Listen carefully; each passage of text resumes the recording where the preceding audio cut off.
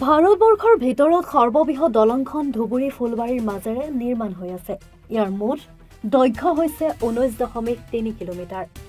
এই দলংখন নিৰ্মাণ হ'লে অসম আৰু মেঘালয়ৰ যথেষ্ট উন্নয়ন হ'ব। এই দুয়োখন ৰাজ্যৰ লগতে বহিৰাজ্যৰ সকলো ঠাইৰ লগত যোগাযোগ অতি সহজ হ'ব।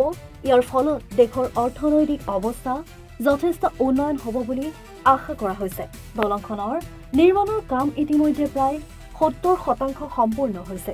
2027 চনৰ ভিতৰত এই দলংখনৰ কাম সম্পূৰ্ণ হ'ব বুলি আশা কৰা হৈছে। দক্ষিণ খালমৰাৰ পৰা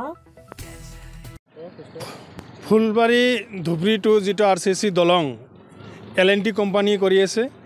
এই L&T কোম্পানীক আমি ধন্যবাদ জনাইছোঁ। দ্ৰুতগতিত কাম চলি আছে, কাম ভালে চলি আছে। আমি আশা কৰিছোঁ 2027 চনত সম্পূৰ্ণ হ'ব এই L&T ব্ৰিজখন। ফুলবাৰী টু ধুবুৰী যি L&T ব্ৰিজৰ কাম চলি আছে, এই ব্ৰিজ আমি হিয়াৰ আমঠু জুবিন গাৰ্গৰ নামেৰে নামাকৰণ জুবিন হেতু নামাকৰণ কৰাৰ কাৰণে আমি অসম চৰকাৰক মানে আহ্বান জনাইছোঁ, দাবী জনাইছোঁ। আৰু আমাৰ এই ব্ৰিজত অহা যোৱাৰ ক্ষেত্ৰত পুৰা নৰ্থ ইষ্টৰ ৰাইজৰ সুবিধা হ'ব।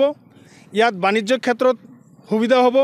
আমি মেঘালয়ৰ পৰা বালি ইট লৈ আহোঁ অসমত, এইবিলাক ক্ষেত্ৰত সুবিধা হ'ব। আকৌ আমি কলকাতাৰ পৰা বহুত মানে ব্যৱসায়ীৰ ক্ষেত্ৰত কাপোৰ বহুত সামগ্ৰী লৈ আহিব লগা হয়। এইবিলাক ক্ষেত্ৰত আমাৰ ৰাইজৰ উপকৃত হ'ব। ইয়াত আমি দেখা পাইছোঁ যে আমাৰ ৰাইজৰ লগতে আমাৰ চৰকাৰ, আমাৰ দেশ আগুৱাই যাব বুলি আমি আশা কৰিছোঁ।